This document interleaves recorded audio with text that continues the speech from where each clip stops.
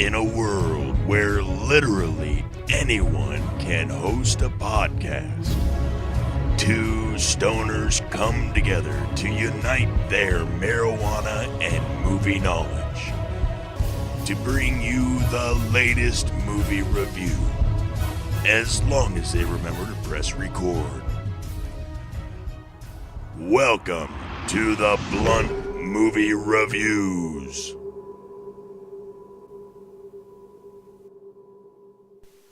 Welcome to the show. I'm your host, Travis Aerosmith, and joining me here in the Blunt Den is my co-host, Jesse Pena. Before we get started, we would like to thank everyone for all your continued support. Every like, every listen, every share, and every download, every little bit of it helps.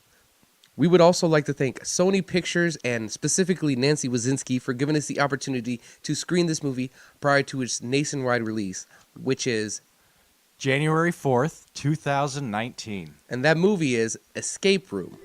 Hi and welcome to the Blunt Movie Reviews. We were all set to kick it off with this movie's top cast, starting all the way on top with the director.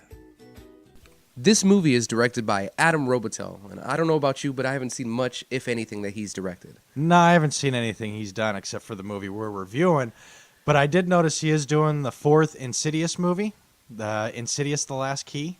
Nope. So I won't watch it either. I didn't watch the first three. I'm not much for horror movies, so. This movie stars Debra and Woll, who I remember mostly from the Daredevil series on Netflix. In 2015, when she entered the Netflix Marvel universe. Yeah. Because she was in The Punisher. She was also in, Defenders. Yes. She was in a couple of those. She's, really good in the Daredevil series. I loved her in the first season of Daredevil. I mean, the whole series was fucking awesome that first season. She had a lot of layers to her in that show. You thought she was just a damsel in distress, and she's anything but. Well, I think a lot of other people might know her from 2008's True Blood. She played Jessica Hamby. Between that and a little sideshow, it was like the Web Diaries. Yeah, like a spin-off show. Yeah. Between the two, she got over 100 episodes. Right. She really benefited from that show more than maybe anyone. Oh, yeah. I think she was the only one to actually get a spin-off from it. Up next, we have Tyler Labine, who I don't remember him from much except for like a small cameo he had in the movie Zack and Miri Make a Porno. He plays the football fan that comes into the coffee shop super drunk to get some coffee, and they're fucking right there on the counter. They make him the fucking in the espresso. middle of a scene, yeah. And also, he was in Super Troopers 2, which we reviewed not too long ago. Yes, he played a Canadian Mountie, which he was hilarious. That movie was hilarious. But I like to bring up two shows. One was kind of recent, 2014's Deadbeat. That's where he plays a medium, a stoner medium that's helping the dead move on. But the third season, Cal Penn shows up, and a lot of stoners would know him from the White Castle movies. Another one I'd like to bring up is 2007's Reaper. Now, I think this might have been a CW show, but it starred Retta Harrison. He was the son from Grounded for Life, the next-door neighbor kid. Okay, yeah. Yeah, well, in this show, Reaper, he plays the devil's son. All right. And he has to do the devil's bidding on Earth, capture souls and send them back. Really funny show. Tyler does a really good job in it. Up next, we have Taylor Russell, who I remember from the also Netflix show, Lost in Space. I was a big fan of that show. Yeah, she plays the oldest child, Judy Robinson, which I thought the show was really awesome. I like what they did with it. But then again, I did like the original TV show and the movie with Matt LeBlanc. Yeah, right? So, that wasn't bad. It wasn't a bad movie. It wasn't great. Yeah. Yeah, well, it was adventurous. It was kind of corny. But this is more, I don't know, I guess down to earth. Yeah. But not on Earth, obviously. Yeah. Lost in Space. It's a great show. Like the relationship between Will Robinson and the robot was, they really conveyed that really well. Yeah, they did. Which I can't wait for them to do a second season. I hope they do. I mean, Netflix looks like they got a lot of shit on the chopping block right now. So, yeah, but I think that's theirs. That's theirs exclusively. I know Disney's out of there soon. Anyways, well, off subject. So who else we got in this movie? We also have Logan Miller, who I don't know much that he's been in. Well, we did see a movie earlier this year, 2018's Love, Simon. He played Martin. Okay. Now he seems a little bit more familiar. Yeah, once again, that wasn't a movie that we were the demographic for. We also had Jay Ellis in this movie. He I only remember him from 2013's movie 43, which wasn't a very good movie. It was a couple of kids hear about a movie that was lost on the web or something. It was supposed to get made and it didn't, so they're trying to find it, and they come across all these other little clips of movies. And one of them was really funny. I remember Hugh Jackman having dinner with someone. It's like a first date, and he sits down in this nice restaurant. He's got a turtleneck on, and he pulls his turtleneck down, and right below his chin and above his Adam's apple is a pair of testicles that just plop out. And it's just horribly funny. That scene specifically? Yes, that scene specifically. The rest of the movie, well, even that scene was pretty ridiculous, but it was pretty funny. We also have in this movie Nic Dodani. It's good enough for me. Yeah, which I've never seen him before, but he did a really good job in this movie. He He played the part to the T. The I over really don't have much to enthusiastic say kid. about Yeah. him. Yeah. Travis, can I get a movie guy plot? 6 strangers receive a mysterious puzzle box that contains an invitation to a new escape room, where they find themselves in circumstances beyond their control. They must use their wits and work together to survive, escaping to a theater near you. All right, now that we got that out of the way, we could do one of my favorite parts of the show. It's where we load our Glass Twisty Blunt and we smoke a bowl. This week we're smoking Cherry Dosey Do, which weighs in just a little over 20%.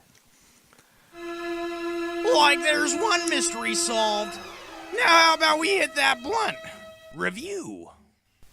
Travis, what did you think of Escape Room? Well, I'm not much for horror movies. They usually don't have very good acting or a very good storyline, or it's like Swiss cheese and the plot is filled with holes. Mm-hmm.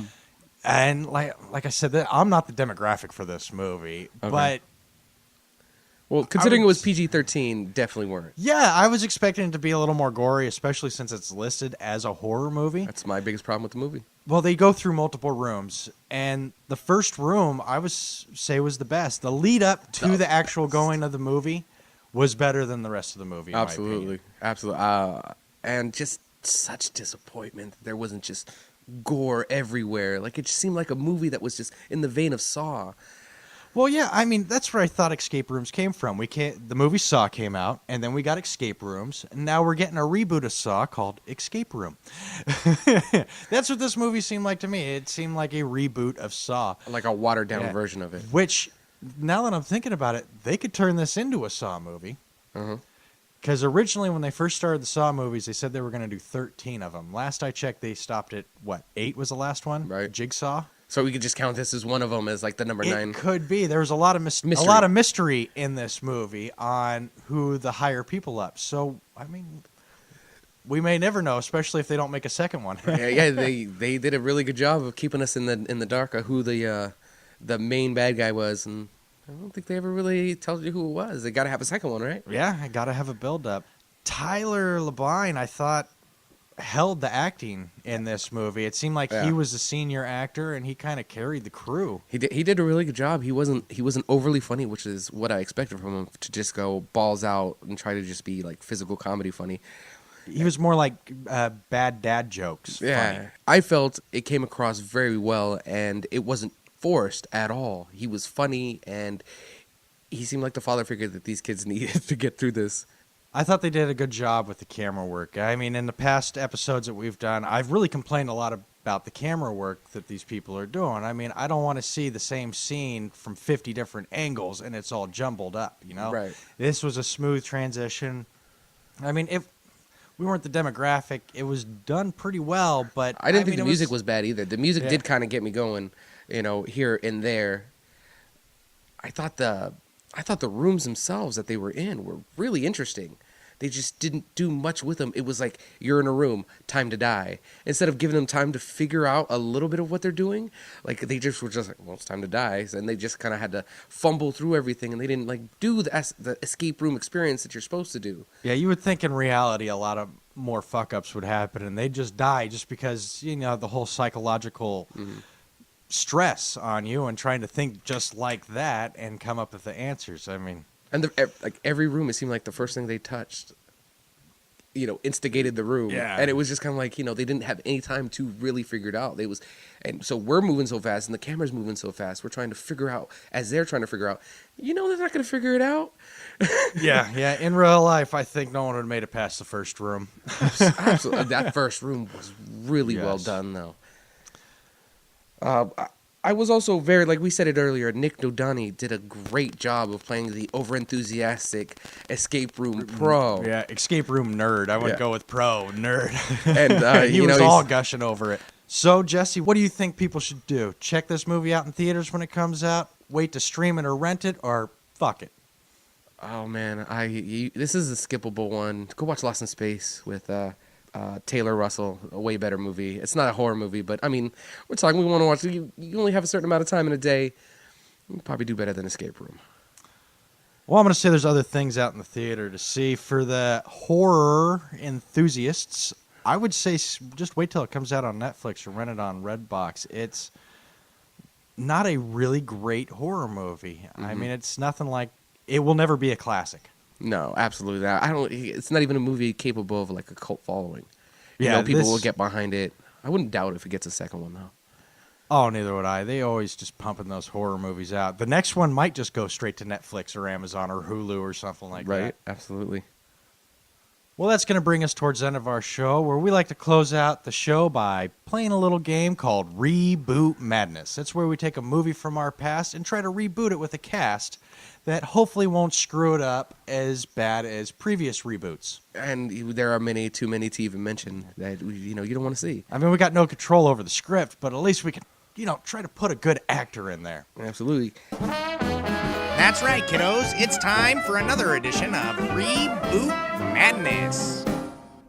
And this week's movie is 1984's Gremlins, starring Zach Galligan and Phoebe Cates. That's who we'll be recasting.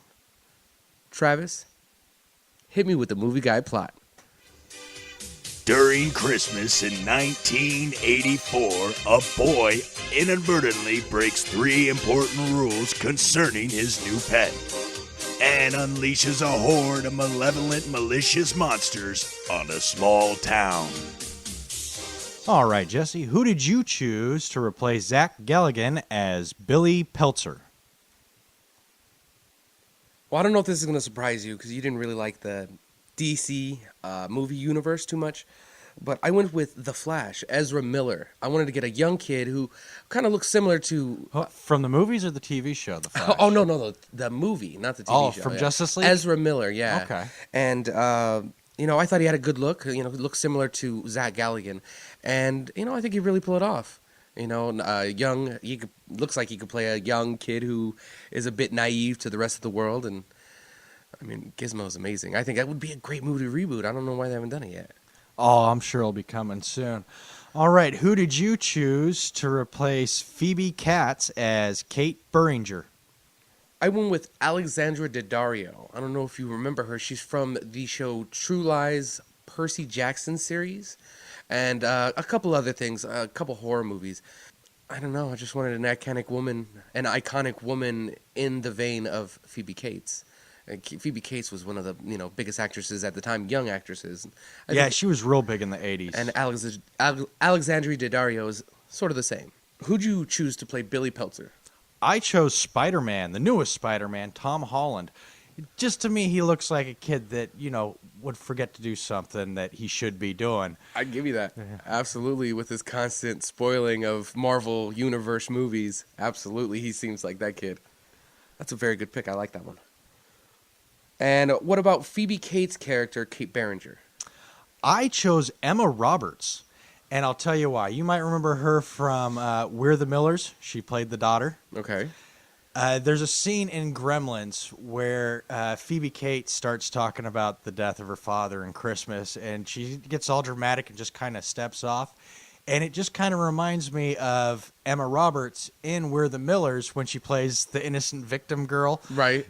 I thought she would be able to play it very well. So I think those two would work really good to each other. Yeah, I like that one. That's a good pick, too. I think I won, but it was an admirable job. You think that every week. But I'm going to leave it up to the audience. Anyone that listens to us, go ahead and put on the reviews. Jesse or Travis, whoever you think won this week. or put who you think could do the jobs better. Put down your cast ideas for Billy Peltzer and Kate Beringer. You can also find us on Facebook at our page, Blunt Movie Reviews. You can also find me on Twitter at TravLetSmoke. We want to thank everyone for listening, and we might not get to do another episode for the rest of the year, so we want to say Happy Holidays, Merry Christmas, Happy Kwanzaa, Hanukkah, Happy New Year.